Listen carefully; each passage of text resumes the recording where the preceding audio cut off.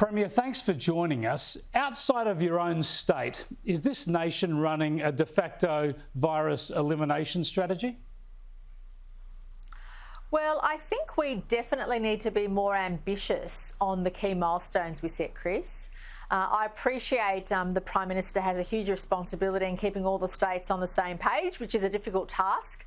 I only need to worry about New South Wales, but what I do know is that when New South Wales is strong, the nation is strong. And I think we can and should be more ambitious than the timeframes we've set for when we might open up to the rest of the world. And we've gained enormous respect around the world for handling the pandemic the way we have. And I don't want to see us go backwards. I don't want to see us left behind because other nations are now looking to re-engage globally and we're still stuck in the thought bubble process, literally.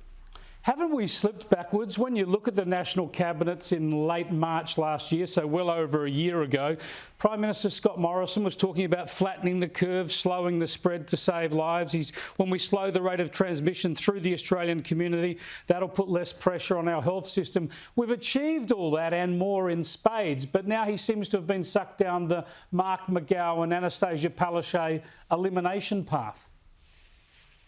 Well, look, he definitely has his challenges in keeping the nation together, and I don't envy him at all. He's got a much greater and bigger job than I have. But I know for a fact that as Australians, we can and should be more ambitious. We need to set milestones we hope to achieve. We can do better in our outlook and also in the way we think about the virus, because there's no doubt that when we open our borders internationally, and I'm all for making sure that it's safe for us to do that, but once we do that, we know we're going to get cases. But what the vaccine does is prevent hospitalisation and prevent death. And just as we measure how many people succumb to the flu, we don't count how many people get the flu and stay at home.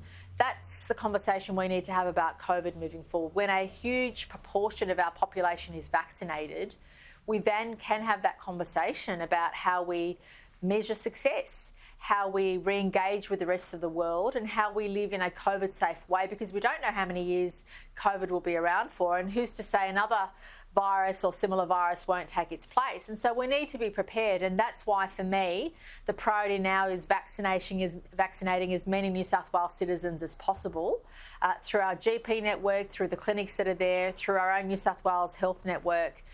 We're really encouraging people to come forward, and in the main they are. I'm really pleased with the number of people who are putting up their hand and saying we're keen to get the vaccine. We want to see that happen, and I've indicated last week that once we get to 10 million jabs in New South Wales, we can start thinking about all those other things, and until that time we just have to get on our horse and hurry up and get people vaccinated.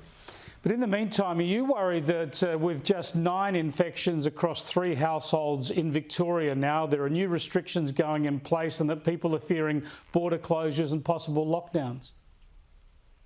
Well, look, I fear for Victoria and I worry about what their government may do. I just feel that New South Wales has been down this path a number of times. We take forward the learnings we get, and I hope we've demonstrated to other states that it is possible to manage an outbreak and not shut down a city and not stop businesses and not stop people being employed and not stop people having a relatively normal existence. Look, there's no doubt that when there's an outbreak, sometimes you need to take a step back and take a breather. And in our case, we had very light touch mask wearing in certain settings and what have you. But I think going beyond that is a big call, and we've always tried to make sure in New South Wales we don't burden our citizens with anything unless we absolutely have to. And I hope we've demonstrated our ability to do that, and I hope it's an example to other states that it is possible to manage an outbreak without causing grief to the vast majority of your public.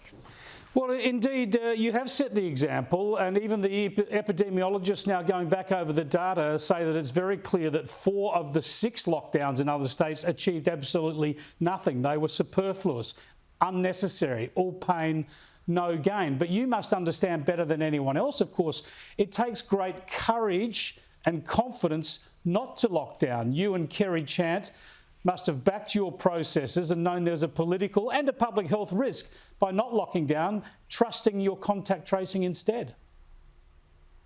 Well, yeah, and it's not just trusting the contact tracing, it's trusting our system of the QR codes, and most importantly, Chris, and I hope the people of New South Wales feel this because I certainly feel it from them, is that mutual respect, knowing that when you give people information, advise them what to do and trust them to do that, that people do step up.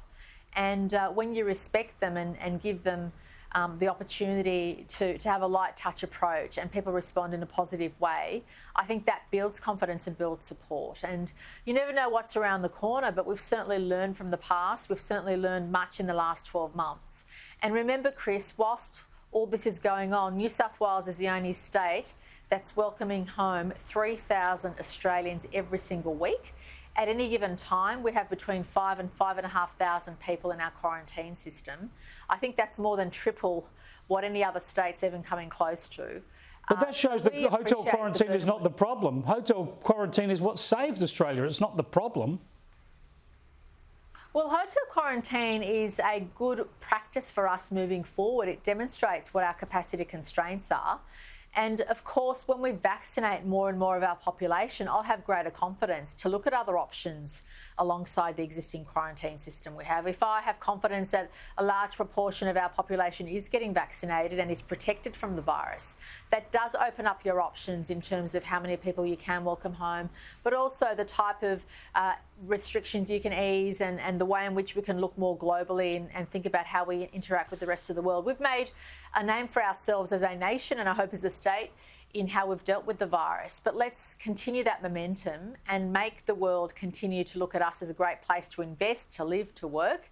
And that's why I don't want us to fall behind. I want us to demonstrate through our vaccine rollout and our timeframes and milestones that we have the capacity to continue to lead by example, but also whilst we're protecting our citizens. I mean, I often say to the people of New South Wales, I would never do anything to compromise your health and safety and well-being.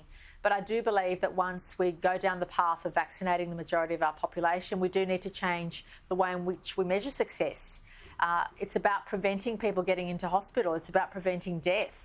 And you might have mild cases in the community, and that's okay, so long as we can live a normal life, engage with the rest of the world and have those international borders come down. And that's the balance we have to strike. And I'm not afraid to lead the way on that in Australia. I'm not afraid to do that because we have the confidence, the systems in place.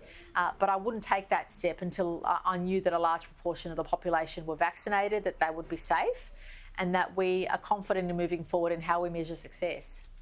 Is the Prime Minister wrong to be talking about vaccination as an internal passport in this country? Shouldn't we be ensuring that there's no more state border closures and lockdowns? Look, Chris, the Prime Minister or anybody else wouldn't be surprised to hear from me that I think having internal borders in Australia at this point in time is a load of rubbish. We have, on most days, no community transmission. Yes, we're going to have outbreaks, as we're seeing that in Victoria, but it's how you manage those outbreaks that matters. And I think it's a wasted energy, wasted process going through an internal passport process, because all it does is encourage states to lock down, encourage states to be thinking about having a bubble as opposed to really thinking outwards. And I don't think we should have limitations to our freedom of movement as Australian citizens within our own country. But obviously we do have to have different considerations in relation to international borders, and that's what our focus should be. When can we re-engage with the rest of the world? We're going to see UK and US and European nations start to open up to each other. Where does that leave us? I don't want us to fall behind.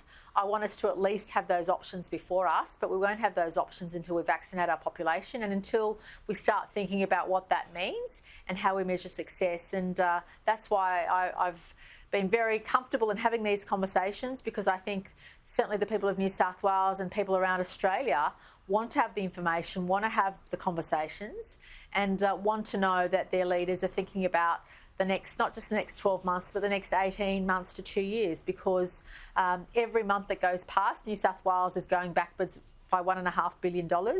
And I know the other states don't like to hear this, but we subsidise every other state but Victoria in terms of the GST. Victoria's been out of action for a lot of months, so New South Wales will be subsidising the other states in terms of who we bring home, Aussies that we're bringing home, in terms of GST revenues. And so if you don't allow us to flourish and keep growing our economy, it's going to hamper your ability, your state's ability to move forward as well.